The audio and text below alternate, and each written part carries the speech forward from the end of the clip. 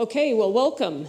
I think you've seen a few sessions today, or definitely some reference to mobile apps and user experience. What we want to talk about today is Avanade's experience around how we've created and improved the mobile experience for users in the field. We see that as a key part of our business. And I'm going to start with a little bit of an introduction, tell you who Avanade is. Many of you may not know. We often hear Avanade, Avanade, Avahu. So we'll tell you a little bit about who we are. Then we're going to move into a client story. We're going to bring Jens up on stage, who's working closely with ABB. And we're going to talk a little bit about what we've done at ABB. And then we're going to wrap it up with Jenko's going to come on stage and talk about our technical vision and what we've learned and how we can share some experience with you around the technology. So who am I? I'm Nancy Calder. I lead field service globally at Avanade. I'm based in Toronto, so yes, it's a Canadian accent, not an American one. Usually have a Canadian badge on to differentiate myself. And I've been involved with field service, particularly since 2015 during the Field 1 acquisition. Then we're going to bring Jens up, based in our ASG region, helping our ABB client in Switzerland. He's a senior CRM consultant. He's going to share some good experience.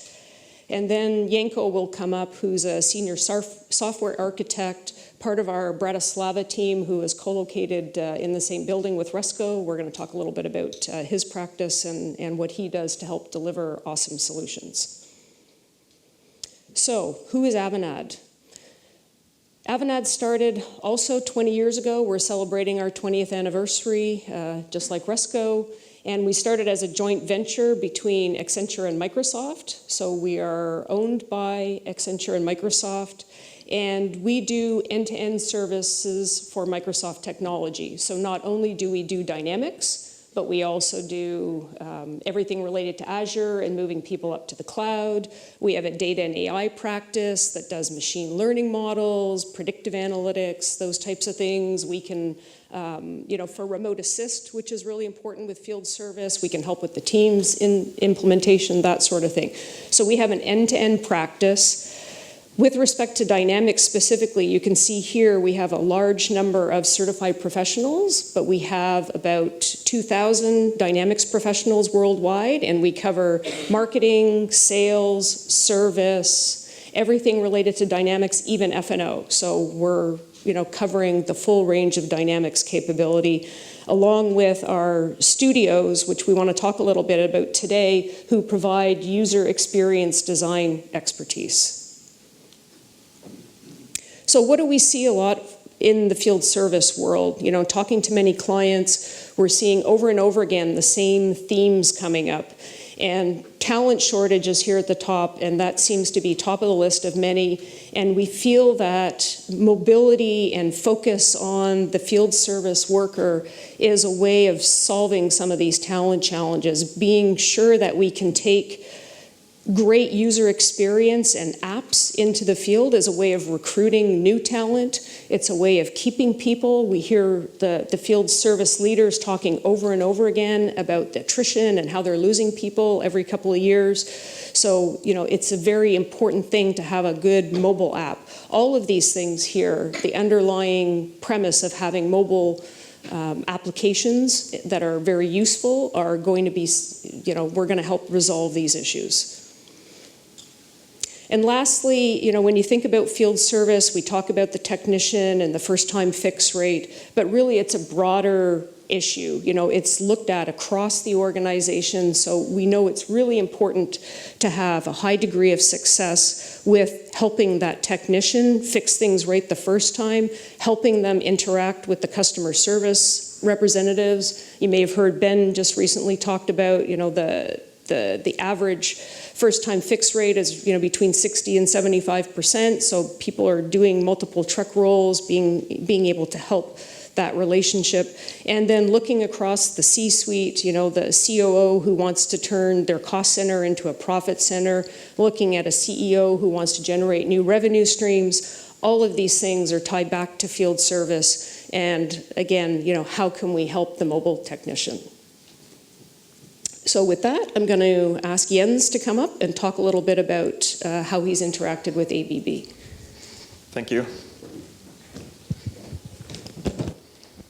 Thanks. Okay, I will tell a little bit about the client ABB, what was mentioned yesterday with Rick in the session. So you got almost a little bit of the idea what they do. It's all about ABB turbo systems, so turbochargers at the end.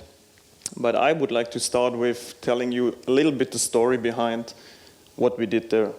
So imagine years ago in ABB we had kind of a command shell application where it's collecting the data. We gathered it, saved it on a local database. And basically then 8 years ago there was that big transition which was Microsoft Dynamics at the base. For sure, this offline case was already quite important, and what ABB started with was basically the tough books and the Outlook client, which was, well, not that usable, let's say, offline, sync errors, long loading times, then missing data, stuff like that. So actually, the people didn't really use the tough books in, well, when they do the service, so it was kind of a little bit useless. And then we did the transition with them together, moving towards Resco as the new solution used by the field service engineers. And well, this path took now really like 8 years to be there at the end, using Resco at the base. And yeah, what's important to be there, to become really, well, a service engineer who can use a mobile app. And basically what was done is really show the people what importance we will have when we use a mobile app. And this is only possible if we see the influence of the users. So, well, what we figured out quite shortly is they have no connection in the field. So imagine they are in an engine room on a ship, there is nothing. So we need to cover this offline case. Or second, they have a dirty environment. So, okay, how can we take care of that? Furthermore, they want not to use a big device because they have no space for it, basically. Well, and further on, they need to take pictures of the machine, of the turbocharger, what was damaged, how it is looking like. They need to take pictures further. So we collected all these user requirements in the project, which we then transferred basically in the requirement sheet and built then the app on top of that. So we have the requirements from the users. But what about the processes? For sure, processes are always important, even though when they are, well, built within the company, but not from the user's perspective. So, for example, with the turbocharger, how can we maintain this? For sure, we have tons of documents on a paper sheet, how a user should basically maintain this, the turbocharger. And for sure, people do exactly that. They know the workarounds. So we have not only one single process, we have many processes which lead to the same target at the end.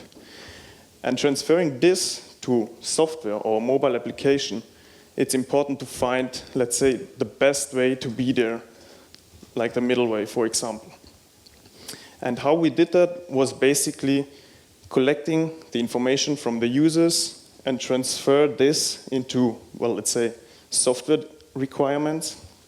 And basically we did it in a really good, let's say, methodology, which is presented by Janko.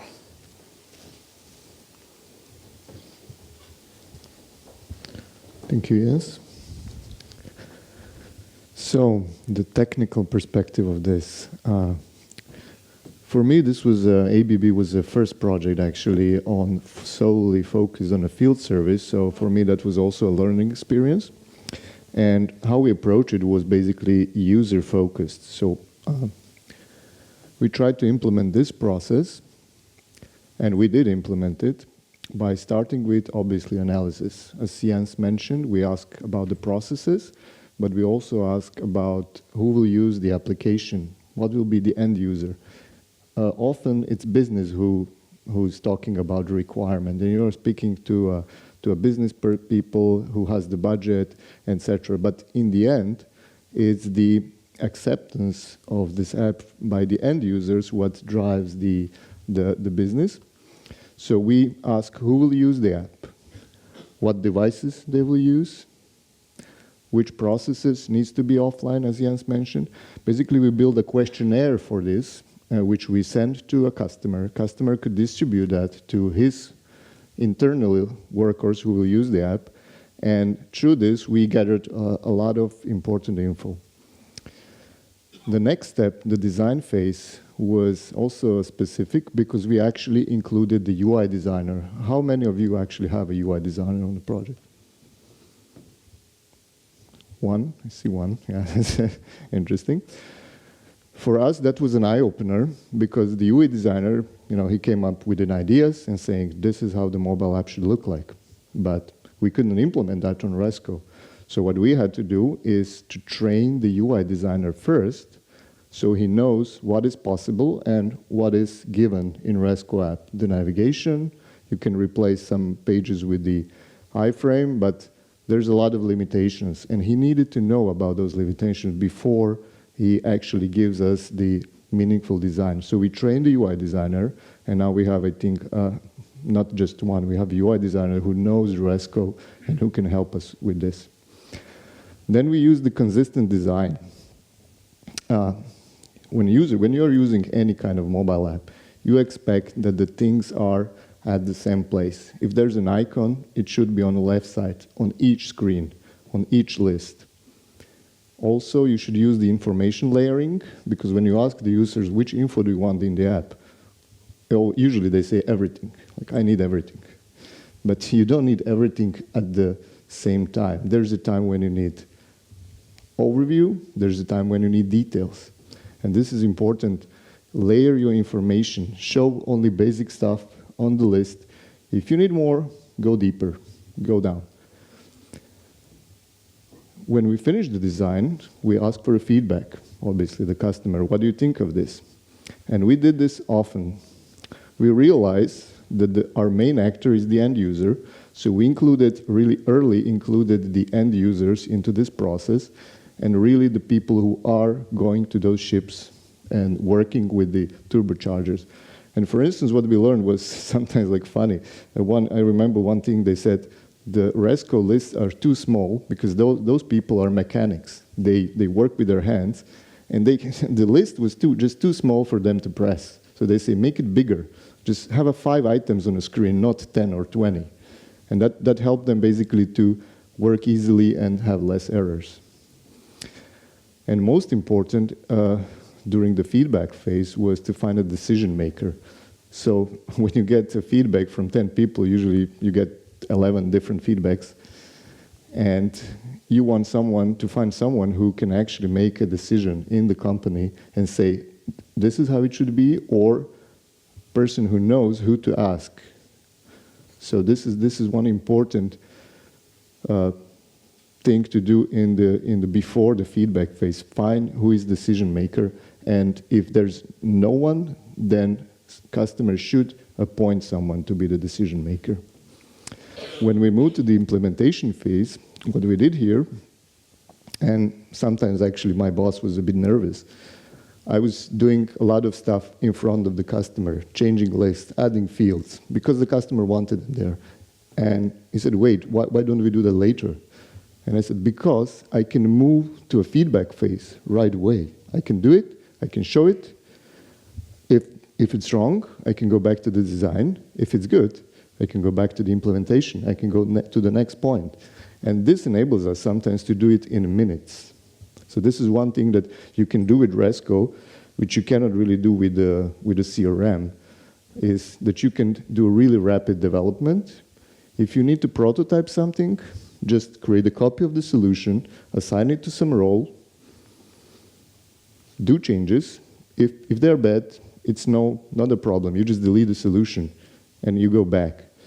With the CRM, you will say, hey, we can do that with the CRM, but try to delete unmanaged solution sometimes. There's a lot of stuff that you cannot do fast and cherry pick the things that you want to delete. So this was our lessons learned, that with Resco you can do really rapid development, literally in minutes.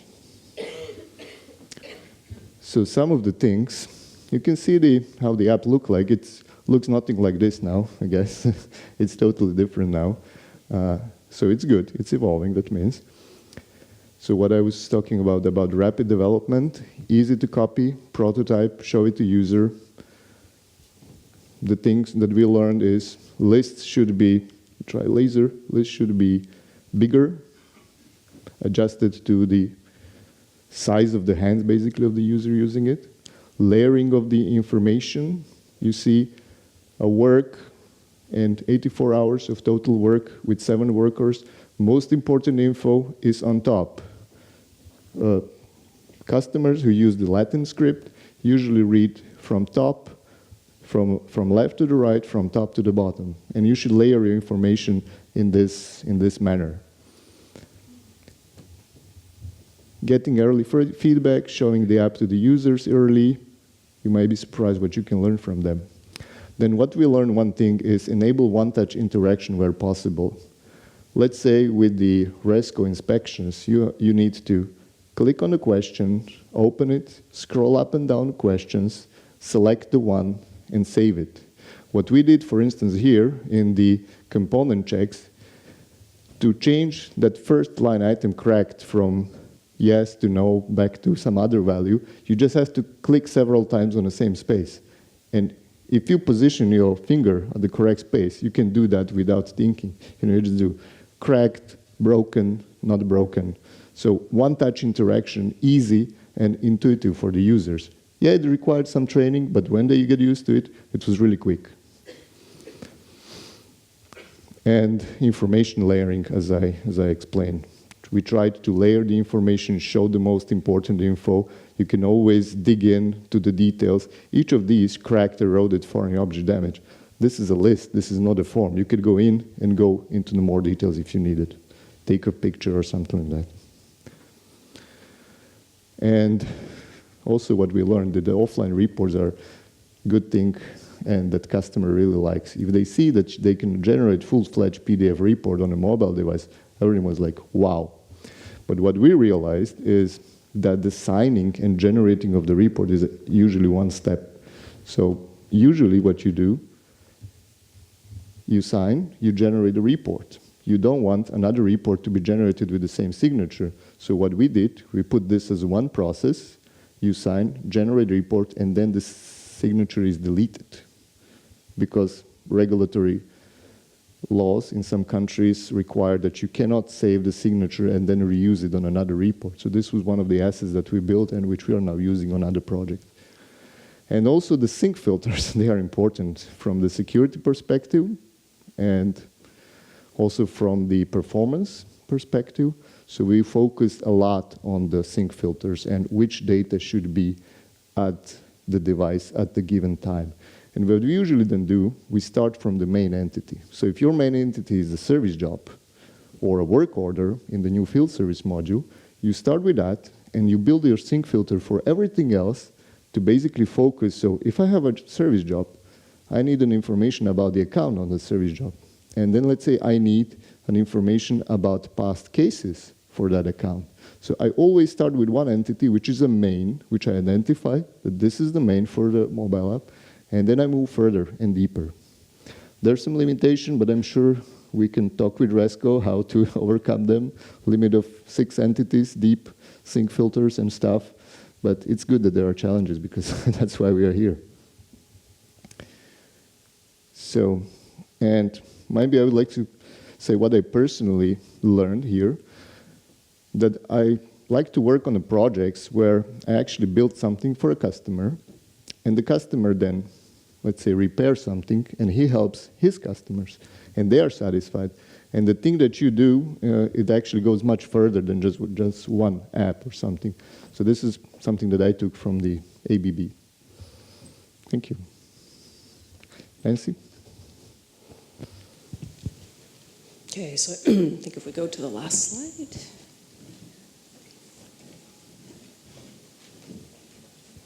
So it's a journey. Avanade continues our journey with Resco. We're starting, I think we're close to signing our partnership agreement, so we're very, very happy about that. We've grown our Resco practice. We believe wholeheartedly in how Resco is going to support mobile experience. We have a team in Bratislava that's growing. We have, I think, 70 or 80 people. 10, 12 of them are Resco experts. We're starting to support our team throughout the world.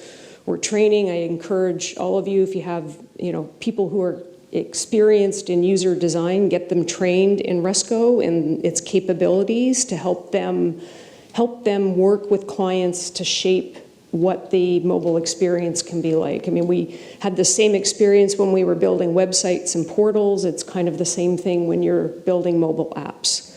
So thank you. If you have any questions, we'd be happy to hear what you have to ask.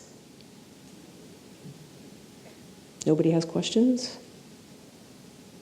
Is anybody doing user experience design with their teams today?